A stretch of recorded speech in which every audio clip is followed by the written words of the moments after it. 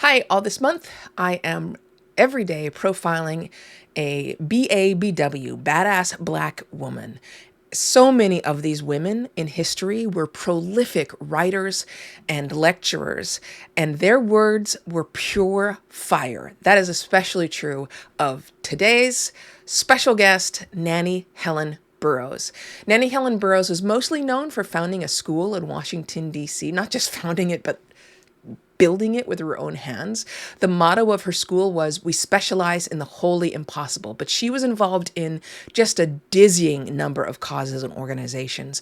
She gave a speech at one point urging black women to get to work in all aspects of society. She said to them, "Don't wait for the deliverers. There are no deliverers. We must get to the promised land ourselves." There was an article in the Washington Bee in 1906 that was about true womanhood, and it said Burroughs was the most gifted speaker in the United States. Her equal cannot be found upon the rostrum. She is doing more to mold the sentiment among the thinking people than any speaker in public life. Many of her hearers may not agree with her, but nevertheless, she is telling some mighty truths. And boy, is that true, not just of Nannie Helen Burroughs, but all of the women I'm talking about this month.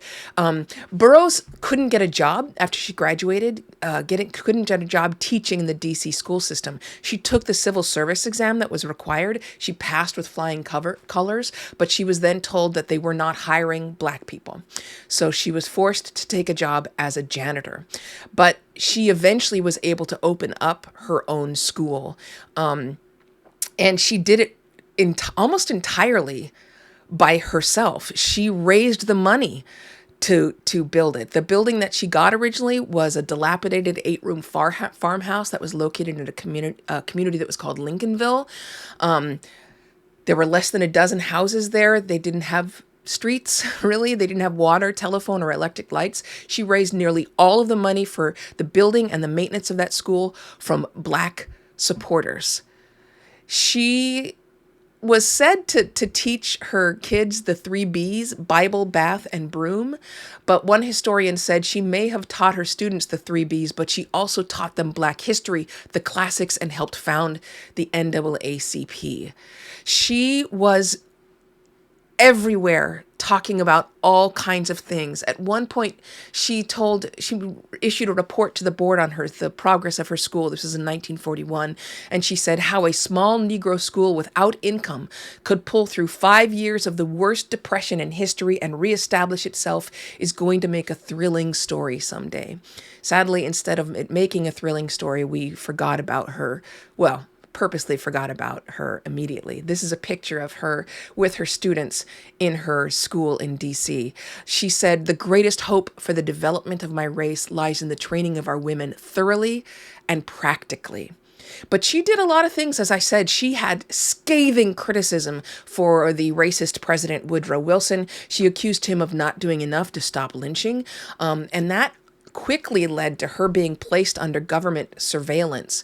At one point, there was a very popular white evangelist preacher named Billy Sunday. He was planning to deliver a sermon and was segregating out the black audience. And she wrote an article called "Negroes Spurn Billy Sunday's Jim Crow Invitation." This is 1918. She said, "You must be under the impression that the colored people of this city want to hear you. This is not true. They may be willing to arrange for a performance at one of their own churches if the weather is favorable, but we cannot promise, even under favorable weather conditions, to have any intelligent Negroes see and hear you. Those who might attend would be just as ignorant as the Negroes in Atlanta who accommodated you." She wrote a pamphlet called "Making Your Christian Community" that was aimed, her audience for that pamphlet was, she called them intelligent white Southerners. And she told them to stop using the N-word, stop saying darky and coon, and stop telling N-word jokes. They are not funny. Ask your librarian for books about blacks and praise your minister for preaching about boyhood, or hint that it is about time he did. She once issued a proclamation called 12 Things White People Must Stop Doing to the Negro. She said that the U.S. is not a Christian nation, but the most lawless and desperately wicked nation on the globe. It is no place for whiners. You are wasting your time begging the white race for mercy. In fact, The Negro does not need mercy. He needs common sense. People don't have chances, she said. They take them. Again, in all of these profiles, when I'm talking about Black women in history, they're using terms we do not use anymore, not just the N-word, but also terms like Negro and colored. I am preserving their language as they wrote it or said it, but just to be clear, we don't use those terms anymore. Nannie Helen Burroughs was very political. She helped found the National League of Republican Colored Women, and she said, "We are in politics to stay, and the motto of that group was, "We are in politics to stay, and we shall be a stay in politics." During the first year of the Women's Council, she delivered more than 200 speeches and wrote more than 9,000 letters. This is all while she was still running her school in Washington, D.C. She was a powerful voice in the anti-lynching movement. Her groups also worked against segregation, discrimination, colonialism in Africa. Alice Walker once said, "Our mothers and grandmothers have, more often than not anonymously, handed on the creative spark, the seed of the flower they themselves never hoped to see, or like a sealed letter they could not plainly read." I mean, this is so true of not just Nannie Helen Burroughs, but so many of the women I'm talking about this month. She wrote in The Crisis, which is the magazine for the NAACP, Nannie Helen Burroughs did, "When Black women get the vote, it will find her a tower of strength, of which poets have never sung, orators have never spoken, and scholars have never written." She called the ballot a weapon of moral defense. She was in part of the NACW, the NAACP. She helped found the National Association of Wage Earners, the International Council of Women of the Darker Races, the Black Women's Republican Society. She was editor of the Christian Banner, stenographer for the National Baptist Convention, editor of The Worker. She wrote plays. She wrote songs. She founded the Women's Convention at the National Baptist Convention. She founded her school, the National Training School for Women and Girls, that after 10 years of operation, had 8 buildings, more than 100 students, and a value in 1929 of well over $200,000.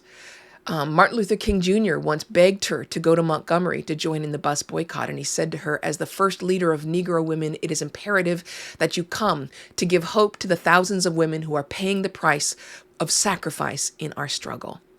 So before we go, I just want to read an excerpt from a speech she gave in 1900 to the National Baptist Convention. She said, "We come not to usurp thrones nor to sow discord, but to organize and systematize the work that each church may help through a women's missionary society and not be made poorer thereby.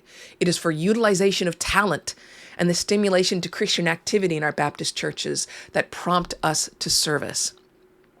It will be the spark that shall light the altar fire in the heathen lands. We realize, too, the work is too great and the laborers too few for us to stand by, what, like Trojans, the brethren at the head of the work under the convention toil unceasingly. We come now to the rescue.